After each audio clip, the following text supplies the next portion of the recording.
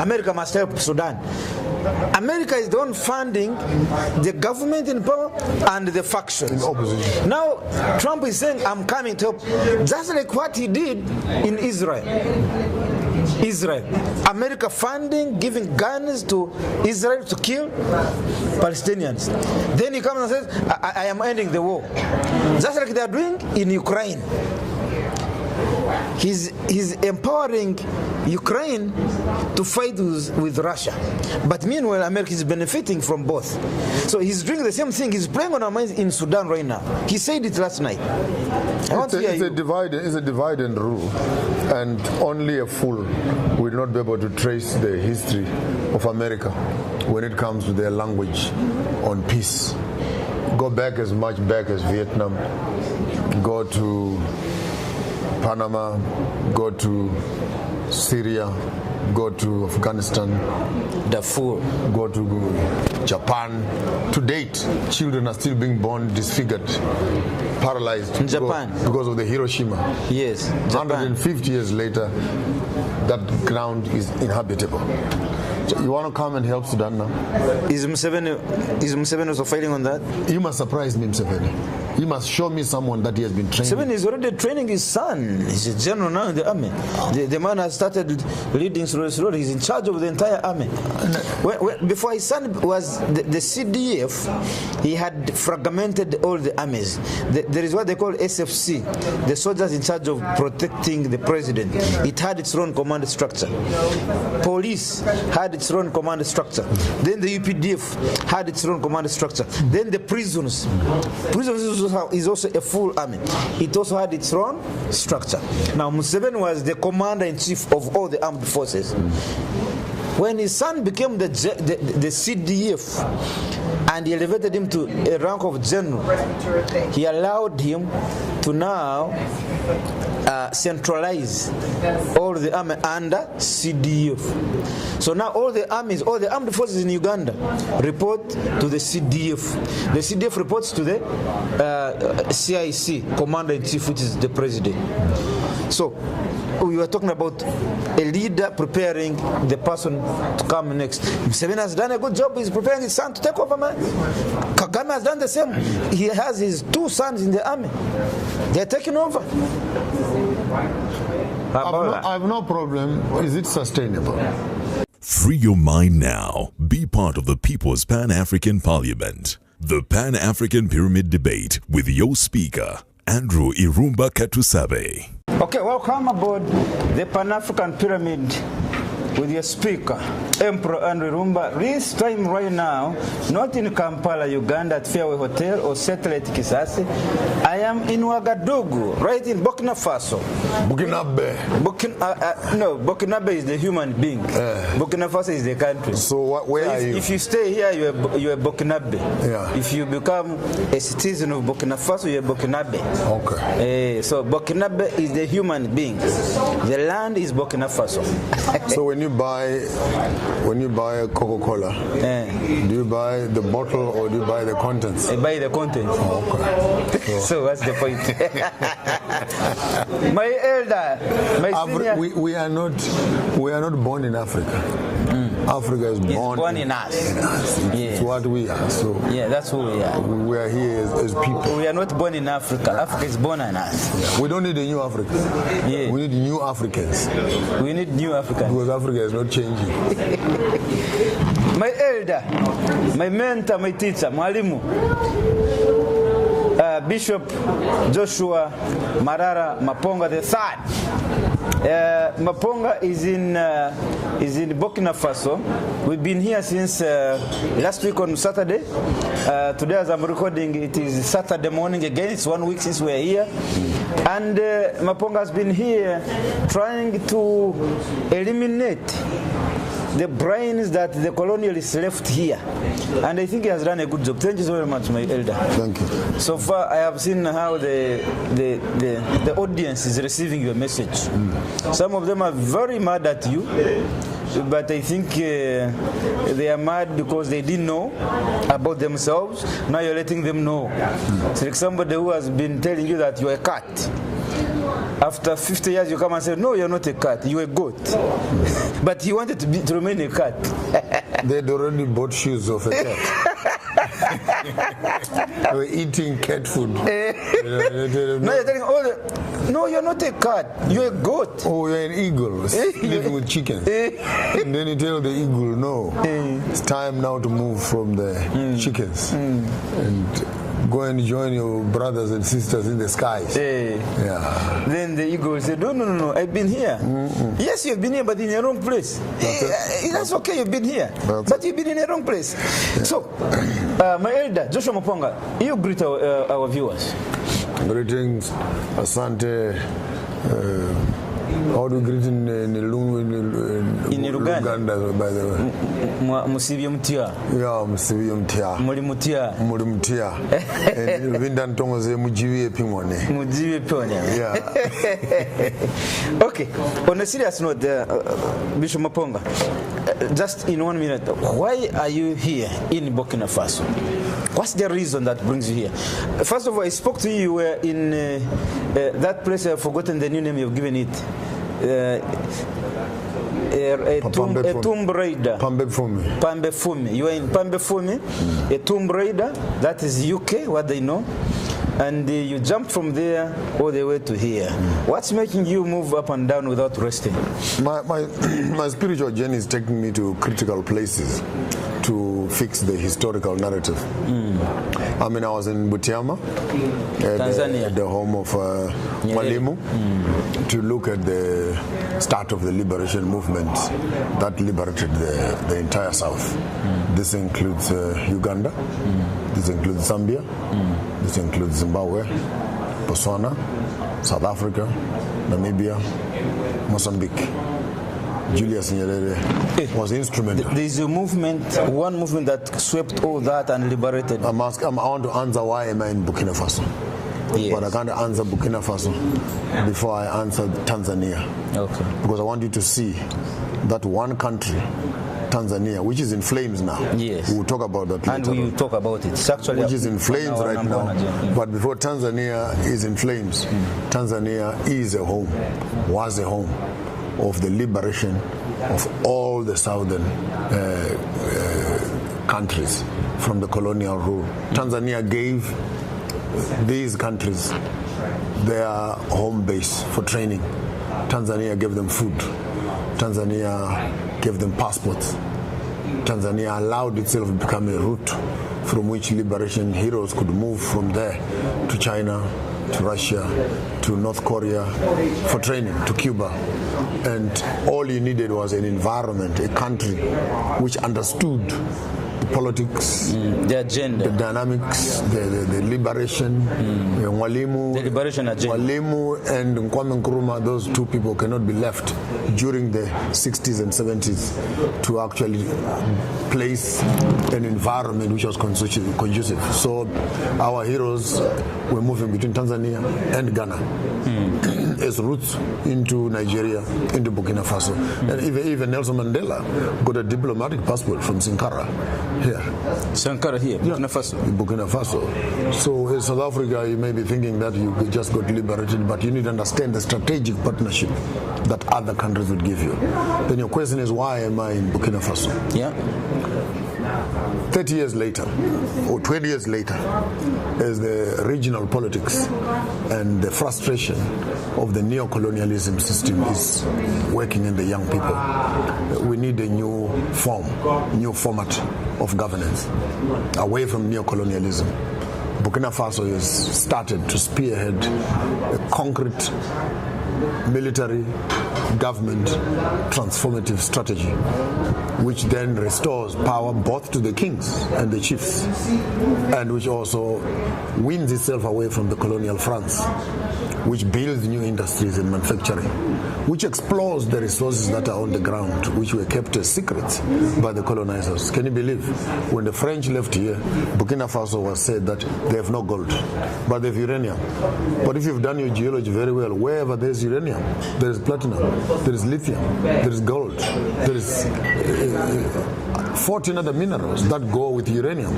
So the 14 yes. other minerals in Burkina Faso that go with just the uranium concept, where uranium is found as a stone within the stone. Yeah, there are other minerals inside.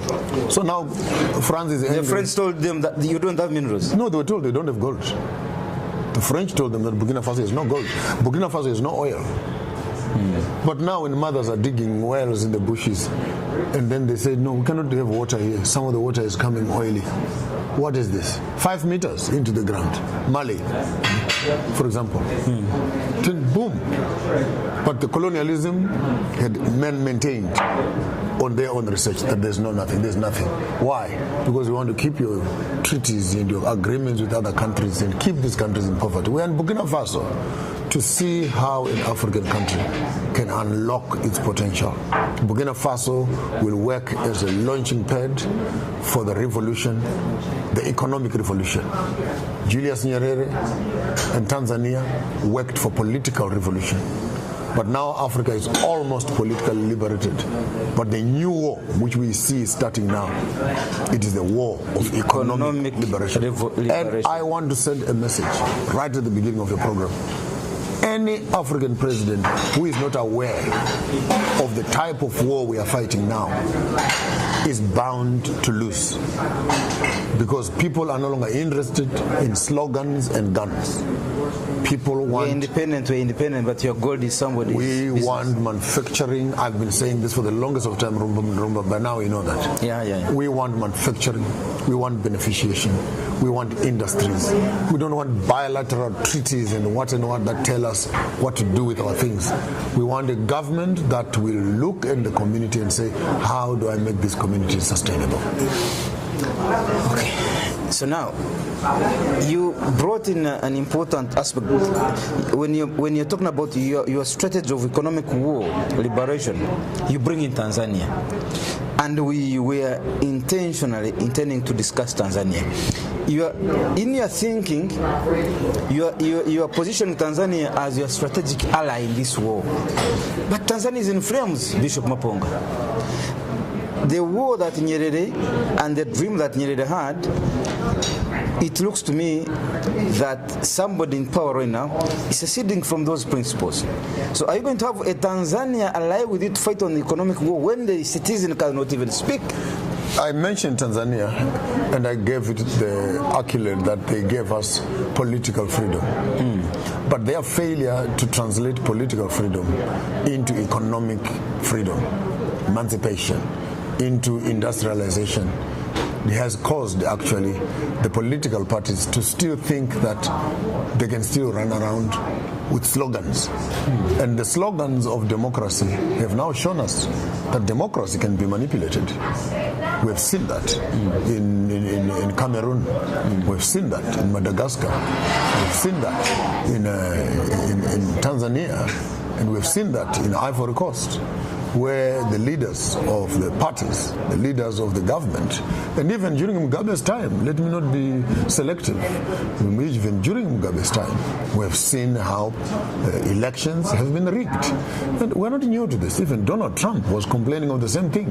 So even the mother of democracy herself is not sure that the system works for the best. America itself. So the Tanzanian model says, when you have liberated people, when they put down their guns, the next level, they want to eat, they want to work, they want to build, they want to have a good life. But no, you continuously keep on the slogans. You now have the instruments of power in your hands. Why are you not converting those instruments into business models that will employ your own community and society? So, Bishop Maponga, what is Tanzania's problem? Is it Suluhu? Because I see the other presidents, they have been working alongside Pan-African principles. Is Tanzania's problem now the current president? The problem of Tanzania, I cannot look at it in isolation. I need to look at Tanzania and parallel it with Nigeria, and also put Sudan, and also put Mozambique in the same, in even parts of Kenya. You see, when I talk of the power of religion, I don't think people fully understand. Islam and Christianity, these are not religions. What are they? These are political parties. No. I'll explain. No, we've grown up knowing these are religions. Christianity is meant to help people to look towards heaven so that the colonialist can enjoy the benefits on earth. The African must not worry about... Wait a minute. Christianity focuses you to go to heaven. Yes. But when you reach heaven, they remain here. They know that there's nothing... You're not going to go to heaven anyway. But you must focus on that. But for them... So that the things of this world, my brother, the things of this world will come and go. These things are not important. So your consciousness is not towards where you are. Your consciousness is moved to where you're going. Islam, on the other side, their intention is political, to make the whole world Islam and be under the rule of the Arabs, who are the imams. Mecca becomes the capital city. Sharia law becomes the principle. So Muslims are not here just to preach and go. They are here to preach and take over. That's why when they get into any community, first thing to do is to kill the culture of that community, make sure there's a mosque in there, and everyone there begins to function. They don't tolerate indigenous cultures. They only tolerate their dominance in the Arabs are in control of Islam to take over governments. So both Christianity and Islam, and West still, Judaism, which is Israel. Israel also on the other side wants to dominate the world through the banks, through the financial systems. So I could quickly say Muslims is an oil war. Jews, it's a banking war. Christians, it's an ideological war. And all these are fighting over the conscience of the African, who will have dominance over the other. Christians are focusing Africans to look in the skies, in heaven, as they remain here, take over our resources. They don't even remain. They are taking over now. But don't fight, because your rewards, yours, your reward is in heaven. Your kingdom, your kingdom is in heaven. Yeah, not here you leave it for us. No, leave the things of this world. They're not important. They're useless. They're useless. What's important is the kingdom of God. Eternal life. Yes. In heaven. Yeah. So please. But when you ask him, let's go together. No. I will find you. The white man is not going to heaven. The kingdom is in heaven, and you are here. Let's go together. Yeah. No. You think if there was heaven, the white man would have told the black man, let's go? Yeah, no, you wouldn't. If there was heaven, the white man would have told, there's nothing up there. You remain here. Yeah. So it's a political war, and what I see in Tanzania, it's a mixture. We have Madame Suluhu, who is a Muslim, and inherited a legacy of Nyerere, Magufuli, and what a contrast between Magufuli and Suluhu. What a contrast! That you if you fail to understand the footsteps in which you are walking and the ideologies. I was there in Butiama. I walked a bit of Tanzania. With the amount of resources that Tanzania has, the Tanzanites, the gold, the rare minerals, the landscape that is there, and you look at the poverty and the amount of oppression that is happening there, I think Madame could have done better. Because Tanzania was freer before all the countries in the south. But now it looks like they're lagging behind. And one reason what makes people lag behind, their religious persuasion. Wherever there's poverty, you find Islam, except in Saudi Arabia, because all the money and all the resources of Islam are going towards them, leaving the communities poor. All they have are toilets and a small little bucket to wash their feet. That's the level at which is. Show me one community that has become better because Islam went there. Show me a shop where Islam is running, where they're selling things, and tell me how that place looks like in Africa. I don't mean to Dubai. Go to Uganda right now. Hey, go and find the shops where Muslims are selling things. How do they look like? How are they? They're looking. You tell me. They're looking good. No, I know the banks and other good places, but in the local community, among the poor people, where you find that there's a Muslim shop, tell me how those shops look like. The lifestyle, the slums, where there's dirt and there's mud, and borders and what they find. Islam seems to thrive where there's debt and poverty. And of course a mosque. Yeah, there is a mosque. There must be a mosque. There must be a mosque. Every Friday and every day. And 5 times a day. Yeah, 1 p.m., 7 a.m., 1 p.m., 7 p.m., and so on. And 5 times a day, people are praying. So tell me, how much time do you have to work? And you're spending all your time talking to this God, talking to Allah. To give you blessings. But where do you get your blessings when you're not working? Is this a way of miracle money? That you must just talk to Allah and Allah will give you money when you're not working? Okay, now let's leave Tanzania.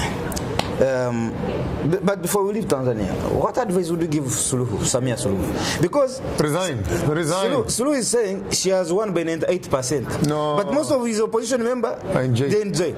Yes. Others killed. Others. The parliament. They've just burned the parliament now. It's the state house of the parliament.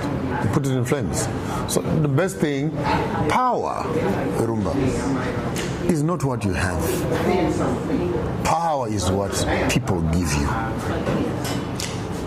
Power is not what you have, but what people give you.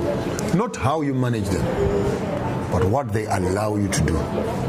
That's power. Power does not belong to a leader. It belongs to the people. Power belongs to the people. And when you misuse power, they withdraw it. People will take back their power to themselves. Is that what Tanzania is doing? That's what they are. Now what we have, the people are on the streets, the army is now divided, the police are now deciding do they join the army or do they join the people. But once the people with guns and civilians join together, the government must walk. If the army and the people join, read Madagascar, read Burkina Faso, read Zimbabwe, liberation, read South Africa. When the people who have guns join with people that don't have guns, the civilians, the government must run. Because the power that they have is what we have given them. And they forget one thing, these people in power, that the people that they are using to protect them, they belong to us. They are our children. Their homes are not in parliament. Their homes are next door. In our community. To us, here. So how do you leave your work in the morning and you are a soldier and then you find your own son you shoot him on the road, yes, protesting against the government? Tell me that if you're a normal human being, you'll shoot your son because you're at work. No, that can't happen. That does not happen. That's the reality. That you, even if you're in power, don't make too much noise. Because the people that are around you are guarding you, are not you. They are us. We are looking after you. Yes, you may pay the few that are around you, but they are not you. They are us. They are us. And when time comes that those people that are around you, when they join us, even you also, you are one of us. But you have forgotten that we put you there. You were not born there. We put you there. We put you there. At one time, we actually ran behind you to support you. Now you're in power. You have forgotten. You have forgotten where you're coming from. You think you're not part of us. Now you take the guns, instead of protecting us against them, you take the guns and point them towards us. There's power in numbers. Okay, shoot. Shoot all of us then. Then you remain ruling who? The trees, the rivers, the baboons. Then you collect taxes. The monkeys. Then you collect taxes from monkeys and baboons. What is power when there are no people? So this concept of people getting into power and power becomes an end in itself is destructive. Power is a means to an end.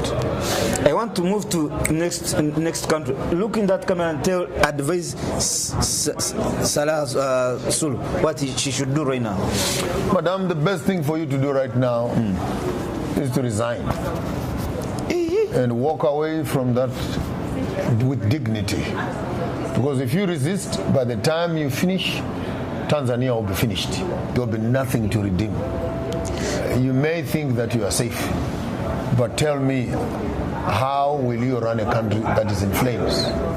If people say they don't want you, what more do you have to do? Why force yourself on people that don't want you? Bishop, your advice is ridiculous. The woman has just been declared as the biggest winner in the history of Tanzania with 98%. Okay, Bia. Let's go to Bia next door. Bia has been there for many years. That's why I'm telling you that democracy is manipulated. It can be manipulated. Bia in Cameroon. Cameroon is in flames also. Madagascar has just stopped the flames now. Bia has been in power. He elects his own people to run the campaign, to run the elections, to count them while he's in a hospital in Paris. The country is being run by the French. And he has just won now again.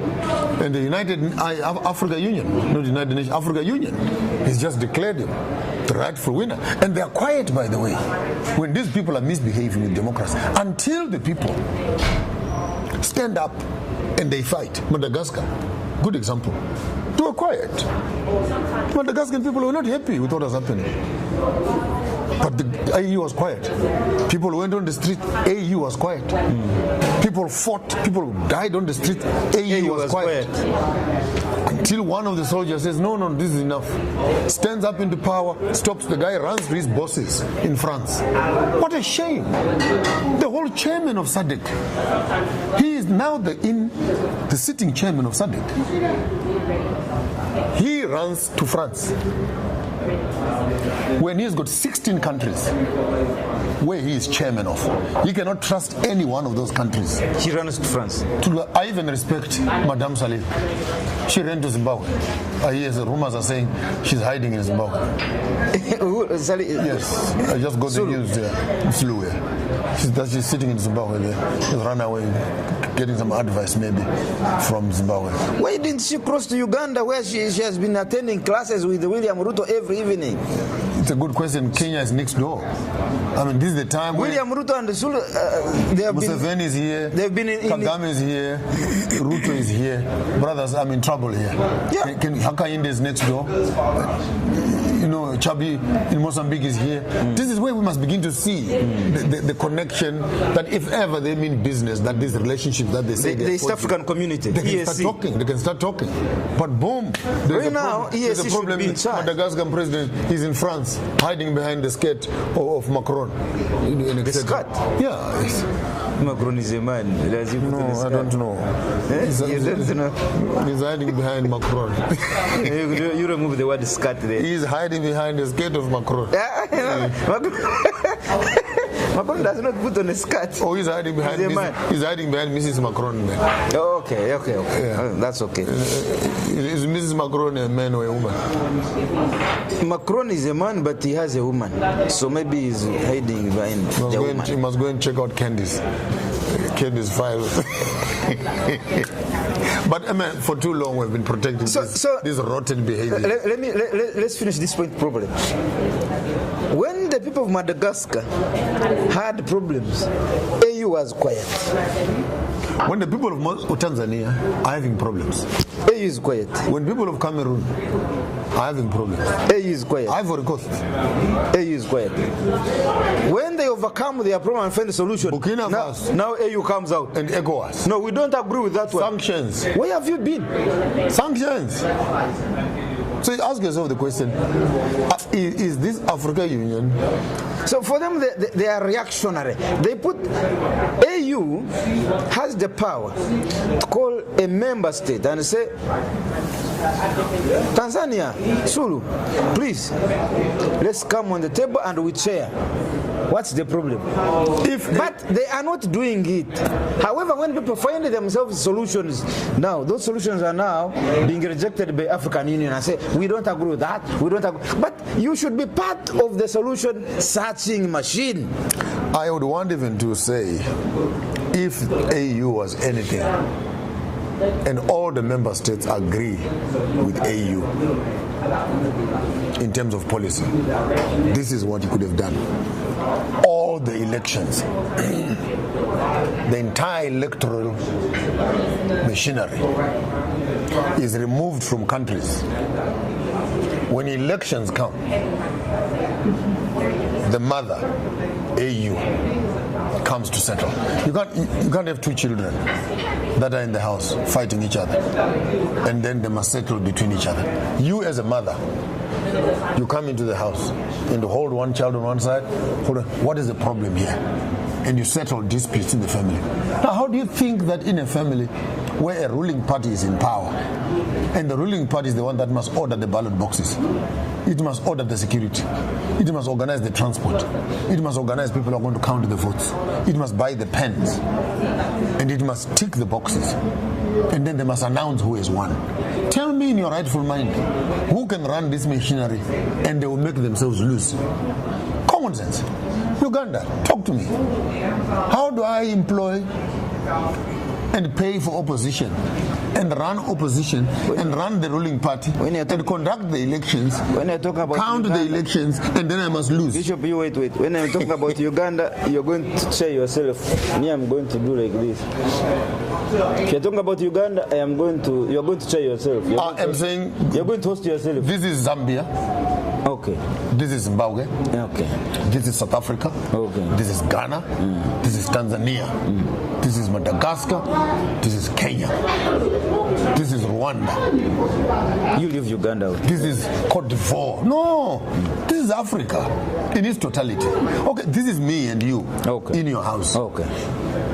With your wife, beautiful wife, and then you discover that the man next door wants to take your wife, and then you help him to take your wife away.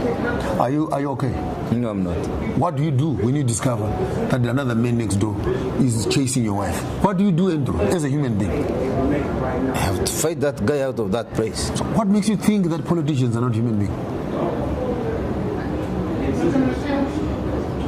Where do you get this illusion to think that a politician will not want to protect it? Worse, when these young leaders are talking on media and they say, we're going to arrest them, we're going to throw them in jail, we're going to bring them to the book of the law. You telling me as a president that you're coming to arrest me, you're coming to throw me in jail, and then I must help you to throw me in jail. Pan-African Pyramid. You're smoking your socks. You're smoking your socks. The Pan-African Pyramid, Emperor Andrew Irumba, sitting in Wagadugu, Burkina Faso, this morning of Saturday with my elder, my comrade, my teacher, Bishop Joshua Maponga Marara III from Zimbabwe. Maponga is among the recipients of the Pan-African Pyramid Global Awards, cohort of 2023. Yeah. The recipient of the Pan-African Global Award. We are sitting in Wagadugu, where we had come for ADI Convention 2025. ADI is actually integrating over, I'm told, about 20,000 diasporans. They are helping to integrate in Burkina Faso. That's one of the reasons, the primary reason why they are actually here. Bishop Maponga, let's cross to Sudan and South Sudan. And it's the same problem. Bashir was in power for a very long time. He even forgot the keys to his own home. The only keys that he had were the keys for State House. He never thought he would go home. He never thought he would leave State House, go to his home. And very correctly, when he left State House, he's not in his home. He's somewhere else. Yeah. So he didn't even need the keys. That could be the same problem with Uganda. Did they talk about Uganda? South Sudan. The white man came. At first, it was one, Sudan. Yeah. So they started fighting. So the very white man who was... Again, Christianity? Yes. And Islam. Great Cameroon, Christianity? in Islam, the French and the British. That one is more unique. Again, it's divided along those lines. So you need to see the element of the enemy amongst us. Religions. Who then divide us. So the white man told them, you know, you guys, you Muslims, up, Christians, down, you can't live together. Let's separate you. Then we have peace. The white man, I will help you to do that. They did it. Did the war stop? No. Now, the white man got South Sudan, then he picked Riek Machar and Salva Kiir and started arming each against the other. He armed the rebel, Riek Machar, the ruling band, and armed the ruling. They are fighting. The question is, when they are fighting, see, this is the most interesting part. Africans don't have an industry for manufacturing guns and bombs and grenades. So you need to follow the money. Follow the money, and you'll understand the politics. The guns that they are receiving on this side, where are they getting the money from? The guns they are receiving this side, where are they getting the money from? And both of them are fighting. While they are fighting, what kind of transactions are happening while fighting is going on? Do we have any kind of business, or all the businesses have stopped? What's happened to the oil? I think the only business that are running are the guns business, oil and gold. So the gold is still going on? Yeah. Guns are going on. But since you don't have the money to buy the guns, what do you do as a rebel? You give the person who is selling you guns land where they can dig and mine and take as much as they can while you are fighting. Then the one who is giving you the guns, you use your guns to protect him while he's looting your resources. Does that make sense? Yeah. Sure. That's the Congo model. That's the Congo model, where you give rebels guns, they chase the villagers away. Then the same M23. Yes. Then the same militias protect you because they are now your partners while you are digging your against your own people. Yes. So the rebels will get a village, shoot everybody, chase them away, because that's where the minerals are. Then you protect that village, and you're giving money every month. The United Nations. You're giving more guns. Yeah. And the United Nations is running around. Yeah. With some small little white van. Yeah. Collecting the minerals. Yeah. And then going back to their suppliers, while these rebels are busy raping and destroying the community. Elder, one thing troubles me. You are here, you can describe all the problems of Africa. After describing them, even describe the solution. Are you saying that all the 54 presidents of Africa are not aware of these solutions that you are giving us and the problems you are describing? So what's the problem? In two parts, they are aware. So if they are aware, what's the problem? Why are they not solving? They are in the deep end. They have swallowed the deals. They have signed treaties. They have bilateral agreements. They have signed the treaties of democracy. They have agreed that they will function and operate in a certain way. They have sold out the liberation. They cannot see what Burkina Faso is doing. To walk up and say, we're changing the currency. Imagine just a changing of one policy, of we're changing from the CFAs, what do you call it? CFAs, yes. We're changing from CFAs. What that meant is that now Burkina Faso can now begin to do business around the world at their own terms. Whereas before that, all their money was sent through France. Meaning that if they were buying grain from Argentina, France must approve because they are printing the money. Then they ask you, where are you taking this money to? We're taking it to Argentina. No, don't worry. We'll pay them. You give us the interest this side. You want to buy guns? To who? We will pay them. So they became the paymaster and controlling. Now that Burkina Faso has cut that umbilical cord, they're able to go to the factories. They're able to go to the direct manufacturers. When France was buying the grain from Argentina, bringing it here, they would buy it for $1. They come and sell it here for $5. You follow the business? And then Burkina Faso will be owing $5, but for only $1. You are buying a gun, the gun is $10. They sell to Burkina Faso for $35, $60. But now that Burkina Faso is able to do business directly, from technology to heavy equipment to machinery to guns to agriculture, they are now doing direct business. One policy transformation can actually activate the entire economy. We are no longer going to be selling uranium. Simple policy transformation. Embargo, no more uranium goes out. Where the uranium was being sold for peanuts, Burkina Faso is being able to make billions out of. So how do you tell a president who has signed a treaty with the British and was given a small little envelope not to mess up this transaction? How do you complain as a people and hope that he will change when in fact he's under obligation from his masters to the deals that he has signed? Many of our presidents, in as much as they hear me, they cannot implement what I'm saying.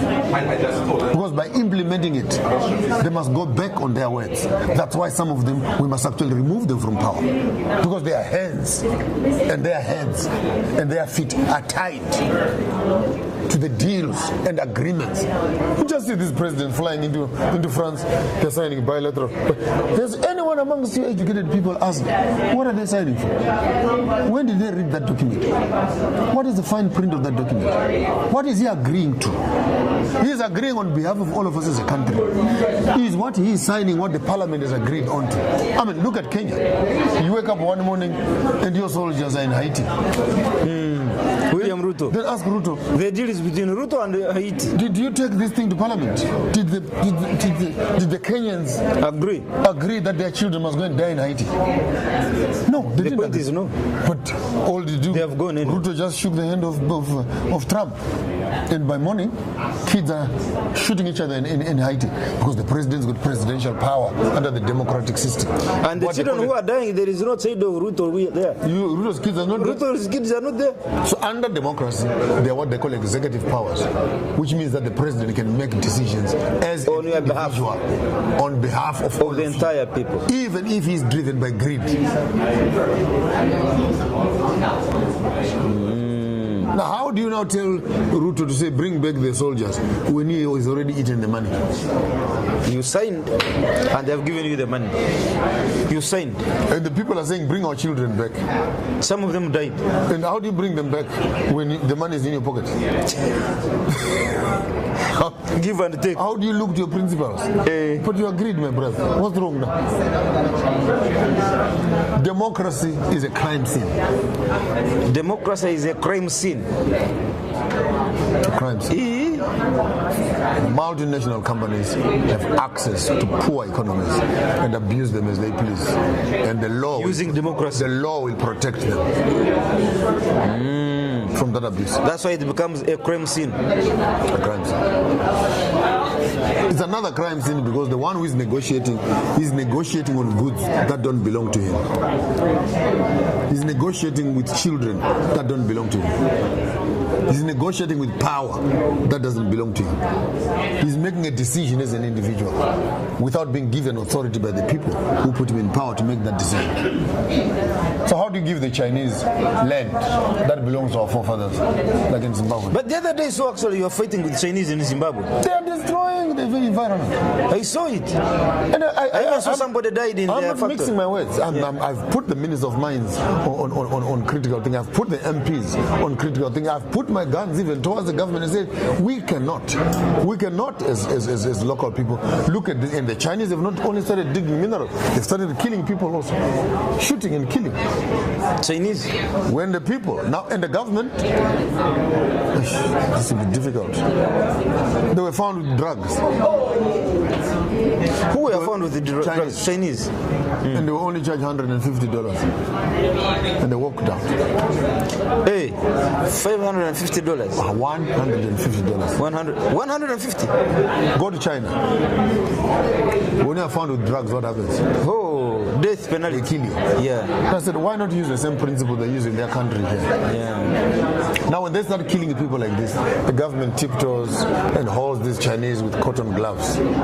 Now, the communities are beginning to stand to protect the land, and the government is now holding guns to protect the Chinese against the people. I want to ask you a simple question. This is not Zimbabwe only. This is Ghana. This is Kenya. This is Uganda. That when you see yourself as a government using our money, our taxpayers' money, our soldiers who are eating our taxpayer salaries, and you take these people who are supposed to protect us now to turn their guns away from our security and they point those guns towards us. I want to ask the president, so who are you saving? Who do you work for as a president? When you deploy soldiers in Tanzania, in Dar es Salaam, to go and kill 700 people using guns, and the bullets are paid by us, taxpayers, and you are shooting us with our guns, with our taxpayers' money, to protect who? The Chinese, because he pays in dollars. You guys pay in what is your Zimbabwe money called? Zimbabwe money is called? No, in dollars. We use Zim dollars. Zim dollars. So the other one pays in US dollars. You pay in Zim dollars. Okay. Then if the other money is good, then go there. You go there. So actually, what you're explaining, it shows that the sweat is the sacrifices of Robert Mugabe. they are just put to waste. The trouble started there with Robert Mugabe, because when you are in power and you are not in control, you breed a problem that won't end. He should have done all those political slogans and included the implementation of the noise that he was making. Meaning to say, he should have started building factories. What Ibrahim Traore has done here, Mugabe could have done it. But no, he maintained the colonial estate. You mean Mugabe was also just a rhetoric, talking? He was talking. He left us lots of poems. He left with you a lot of poems. And he left us with land, of course, the best thing that he ever did. Land. But even then it was under pressure. It's not that he volunteered to do it. The people. The people told him that you are dying now. We want to fight for the land and we still don't have it. So it's either we have land now or we bury you together with your white handlers. Because he was lied to also. He was told by Lancaster House that we will give you land, but not now. 25 years later, don't touch the land issue. Let's find a way to settle. We'll pay for the land that our people are occupying. But the Tony Blair saga. When Tony Blair went into power, he says, I don't have to maintain these colonial treaties. I'm stopping all the donations to Zimbabwe that I was doing. So basically, Zimbabwe government was running on British money to protect the white farmers that had land. And they were retiring soldiers from the army of the British during the World War II. So they were on retirement packages in Zimbabwe. So the British government was paying for the retirement of its soldiers. And this is the money that was in the government, which we're using to do our own business in the government. So Tony Blair cuts off that tie. So while this thing is happening, there's no industry that is happening here. Take note of that scenario.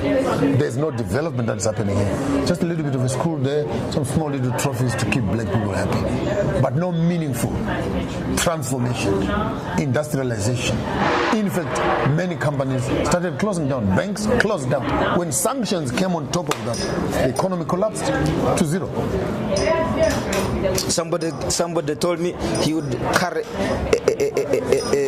a wheelbarrow of money to go and buy a loaf of bread in Zimbabwe. Who were they? It is true. Very true. And by the time you get there, the money has already gone up. No longer enough. By the time you leave your home to reach the shop, the price has doubled. You have to go back and carry another wheelbarrow of money. we have faced the biggest inflation in the world. I think we reached 11,000%. It has never been seen in the history of this world.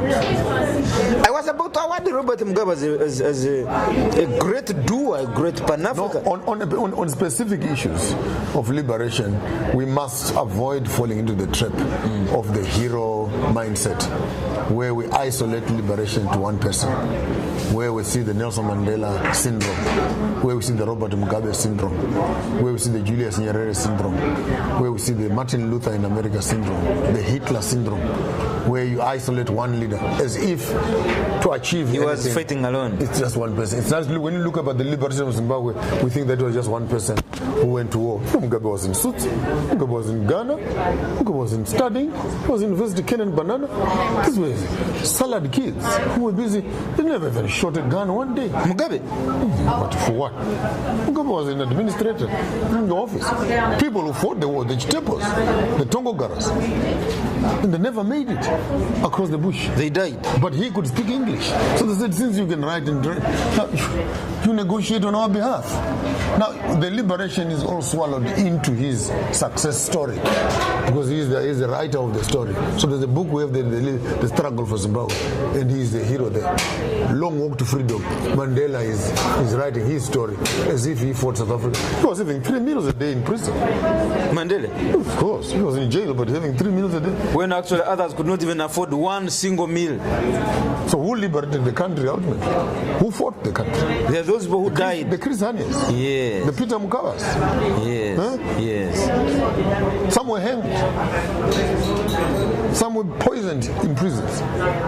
Nelson Mandela was never poisoned. He never got any problem from the prisons.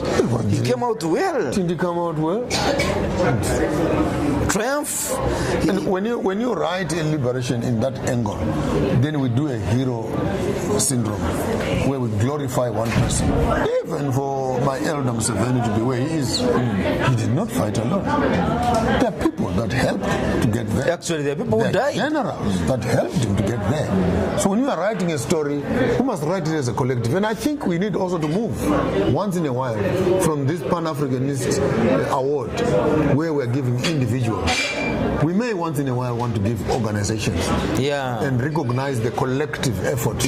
Like for the Sahel state, for example, to look at all three of them and say, how has their cooperation worked? Because even the success of Traore is not alone. And then imagine, this is where jealousy also starts in. We work together, all of us. Why are they recognizing only you? We work together, my brother. We've been in the trenches together. Next thing, it's only you shining. Mumba is receiving an award, and I'm there sitting looking at you. The human element. What do you think I feel? So I think we might want to do also maybe. I agree with organization. Organizational. Like now, if in Tanzania give Chama cha Mapinduzi, for example, if in Uganda give the UPDF or National Resistance Army, not Museveni. No. In Zimbabwe, you give. I'll say it louder. Museveni did not liberate Uganda. Kagame did not liberate Rwanda. Mugabe did not liberate Zimbabwe. Mandela did not liberate South Africa. It was a collective effort. And some of these people that are in power, their families are pretty and eating and were eating and were protected.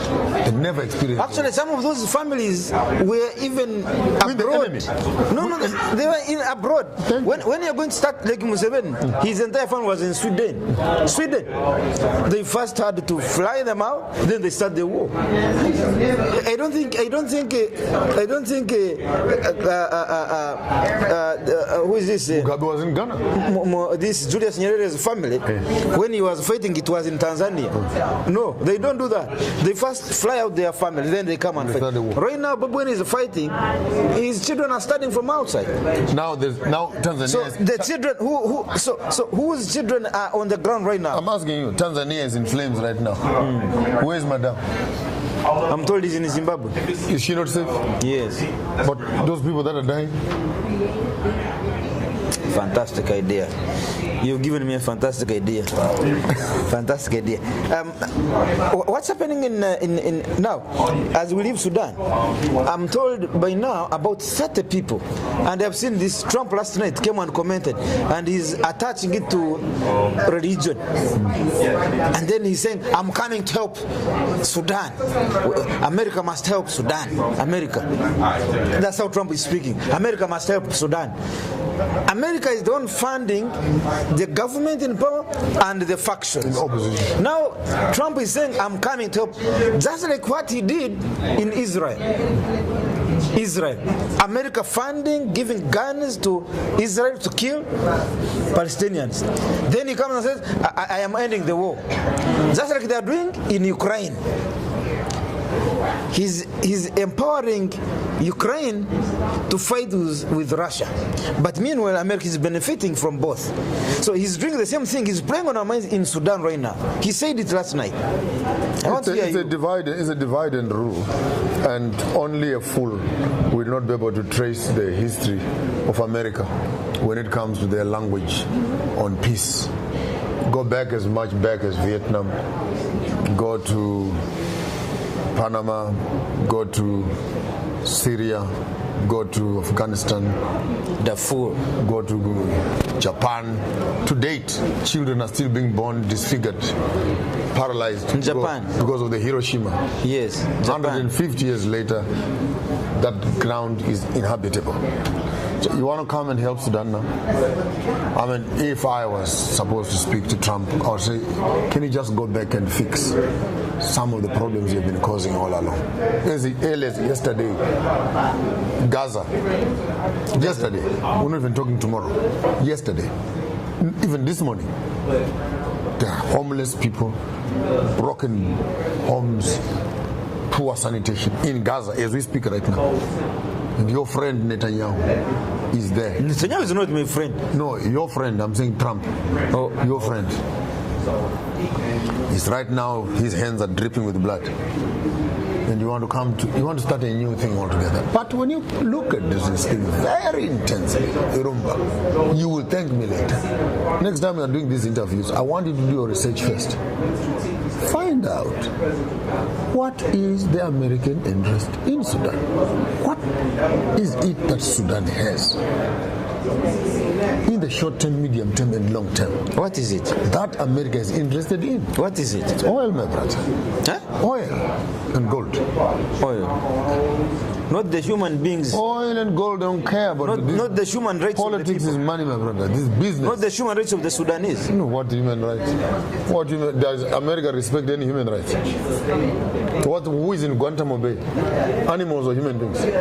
Human beings. So what rights are you talking about when they are torturing people there? Butchering and suffocating people in gases and killing them there. Is that human rights? No. Who is lying to who? So you need to find out wherever there's war. Congo, what is there? Sudan, what is there? Cameroon, what is there? Central Africa, what is there? Mali, what is there? Zimbabwe, what is there? Burkina Faso. And when you identify the European and American interest on African politics, you'll be able to define the war. And you'll be shocked at the base of it all. Resources. Natural resources. Human capital is secondary. The war is how do we maintain our factories in the West using cheap raw materials from Africa. It is a business thing. In one sentence, France right now is fighting Sahel because their industries in France are closing. Why are they closing? Because the raw material has refused. Raw material value chain has stopped the has material. been broken. So in the next few years, I'll say a prophecy in the next few years. I give you 5 years. If we keep on moving at the pace we're moving right now, we are going to see the European industries shutting down. We are going to see those Europeans coming here looking for employment here. An European looking for employment here? Coming to look for employment. If they don't look for employment, if they're smart like me, they must start moving their industries to Africa. Come closer where the raw materials are. That's the only way Europe will survive. But if they refuse to move, the African mindset is moving and it's not coming towards them. It's moving away. It's moving towards ourselves. And it's getting stronger. I'm telling you. Right now, as we walk around Burkina Faso here, if we continue at this pace, the question, who wants to go to Europe? I don't think if even now on the boys drowning on the Mediterranean, I don't think I can count 2 or 3 Burkinabes who are there. Because once actually, you see the diasporans coming, they want to live here now. People are leaving the diaspora, they want to live here. Once people have hope, once people have opportunities, people stay at home. Let's end up with the Ivory Coast and the Cote d'Ivoire. What's happening there? What's the problem? That should be our lasting cutting edge. Both these governments have a long entrenched history of rigging, robbing, oppressing, and again, the foreign hand playing into their politics. And both of them, they cannot be excluded. Angola is a bit of Portuguese, is it? This other one is got a bit of France.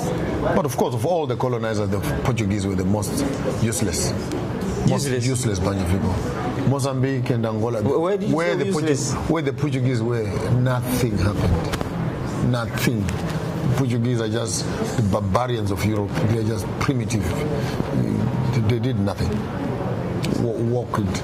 And when they left Mozambique, they literally took concrete and filled up all the offices and the sewage pipes and blocked everything, and they left. Those are the Portuguese. They're useless. Yeah, useless. Useless. The most useless, the British, the French, the Germans. If I was supposed to classify them, the countries that were colonized by the Portuguese are the poorest. The poorest of the world, followed by the Italians. Yeah. So you find that again the hold of power, the failure of a leader to train another leader, the failure of the one in power to understand their expiry date and begin to intentionally put together a support structure that prepares for the day I leave. This is what will happen. And I think Mugabe failed on that. Is Museveni also failing on that? You must surprise me, Museveni. He must show me someone that he has been training. Museveni is already training his son. He's a general now in the army. The man has started leading slowly. He's in charge of the entire army. Before his son was the CDF, he had fragmented all the armies. There is what they call SFC, the soldiers in charge of protecting the president. It had its own command structure. Police had its own command structure. Then the UPDF had its own command structure. Then the prisons. Prisons is also a full army. It also had its own structure. Now Museveni was the commander-in-chief of all the armed forces. When his son became the CDF and he elevated him to a rank of general, he allowed him to now centralize all the army under CDF. So now all the armies, all the armed forces in Uganda report to the CDF. The CDF reports to the CIC, Commander-in-Chief, which is the president. So we were talking about a leader preparing the person to come next. Museveni has done a good job. He's preparing his son to take over, man. Kagame has done the same. He has his 2 sons in the army. They're taking over. I have no problem. Is it sustainable? I don't know. Sometimes I think we must. You are speaking as a parent. We must be careful as parents that in the love of our children, we don't love them to the point of destroying them. Because you're going to create an empire for your children, which is okay. You are going to create a spoiling environment for your children. No, but remember, okay. The people are not sleeping. The people are watching. People are awake. The day when you are dead and gone, your children will remain suffering under the shoes that you have cut for them. Don't force your children on the people.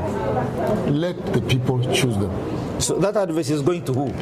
to whoever is training his child, let your child be loved by the people. Don't appoint them. Let them go to the communities. Let them build schools. Let them build bridges. Let them also learn to develop their own reputation. And let the people love them and win over the people to themselves. But when they come as an imposition from yourself, the day when we get rid of you, we will also get rid of your children and your wife. Gaddafi style. You know what I'm saying? It's simple advice. I don't even think this is complicated. I'm not even saying so maliciously. I mean, we have a similar thing happening in Zimbabwe, which is okay. The president has appointed one of his sons as the deputy minister of finance. That's fine. One of them is his chief of security. It's okay. His wife is minister in the government. It's all right. Zimbabwe? It's okay. I mean, Zimbabwe?